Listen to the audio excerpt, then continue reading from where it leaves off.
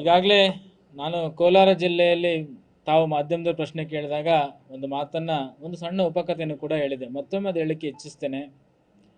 ಧರ್ಮೋ ರಕ್ಷತಿ ರಕ್ಷಿತಃ ಅನ್ನುವಂತಹ ಅಡಿ ಮೇಲೆ ನಮ್ಮ ಭಾರತ ದೇಶ ಇರುವಂತಹದ್ದು. ಧರ್ಮಕ್ಕೆ ಕುತ್ತು ಬರುವಂಥ ಸಂದರ್ಭದಲ್ಲಿ ಧರ್ಮವನ್ನು ರಕ್ಷಣೆನ ಮಾಡಿದರೆ ಧರ್ಮ ಅದು ನಮ್ಮನ್ನು ರಕ್ಷಣೆ ಮಾಡುತ್ತೆ ಅಂತೇಳಿ.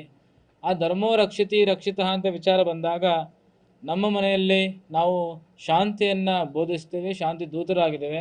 ಭಾರತ ಜಗತ್ತಿಗೆ ಶಾಂತಿ ದೂತ ರಾಷ್ಟ್ರನೂ ಕೂಡ ಹೌದು.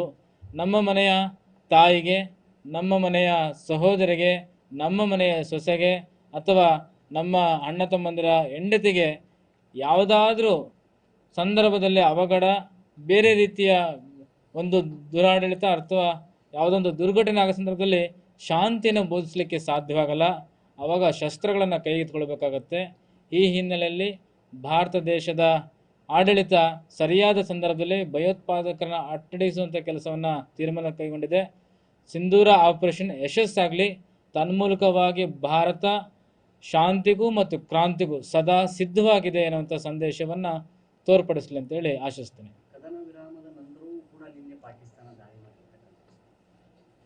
ಯಾವುದೇ ಎರಡು ರಾಷ್ಟ್ರಗಳ ಮಧ್ಯದಲ್ಲಿ ಮೂರನೇ ರಾಷ್ಟ್ರ ಇಂಟರ್ಫಿಯರ್ ಆದಾಗ ಅದಕ್ಕೆ ಗೌರವ ಕೊಡಬೇಕು. ನಮ್ಮ ಸಹೋದರ ರಾಷ್ಟ್ರಗಳು, ಅದು ವಿಶ್ವಸಂಸ್ಥೆ ಆಗಿರ್ಬೋದು, ಅಮೇರಿಕ ಆಗಿರ್ಬೋದು, ಶಾಂತಿ ರಾಷ್ಟ್ರಕ್ಕೆ ಹೇಳಿಕೊಡುವಂಥ ಸಂದರ್ಭದಲ್ಲಿ ನಾವು ತಯಾರಿದ್ದೀವಿ ಅಂತ ಅಂದ ಮೇಲೂ ಕೂಡ ಕದನ ವಿರಾಮವನ್ನು ಉಲ್ಲಂಘನೆ ಮಾಡಿದರೆ ಮತ್ತೆ ಸ್ವತಃ ಯಾರು ನಮಗೆ ಶಾಂತಿಯನ್ನು ಹೇಳಲಿಕ್ಕೆ ಬಂದಿದ್ರೆ ಅದೇ ರಾಷ್ಟ್ರಗಳ ನಮ್ಮ ಪರವಾಗಿ ಭಯೋತ್ಪಾದಕರನ್ನ ಅಟ್ಟಡಿಸುವಂಥ ಕೆಲಸವನ್ನು ಮಾಡಬೇಕಾಗುತ್ತೆ.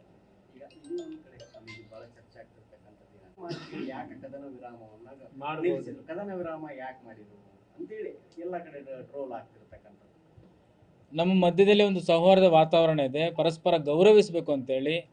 ನಮ್ಮ ದೇಶದ ಸಂಸ್ಕೃತಿ ಆಗಿದೆ, ಮಾತೃದೇವೋಭವ, ಪಿತೃದೇವೋಭವ, ಆಚಾರ್ಯ ದೇವೋಭವ, ಅತಿಥಿ ದೇವೋಭವ ಅಂತೇಳಿ.